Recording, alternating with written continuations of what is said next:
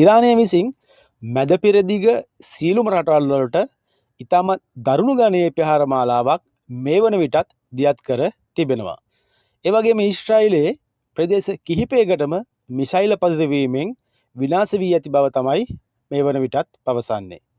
ඔයාලා දන්නවා ඩුබායි ඒ වගේම කටාර් රාජ්‍යය සහ සෞදි අරාබියට මේ වන විටත් ඉරානය විසින් ඩ්‍රෝන ප්‍රහාර සහ මිසයිල ප්‍රහාර දියත් කර තිබෙනවා.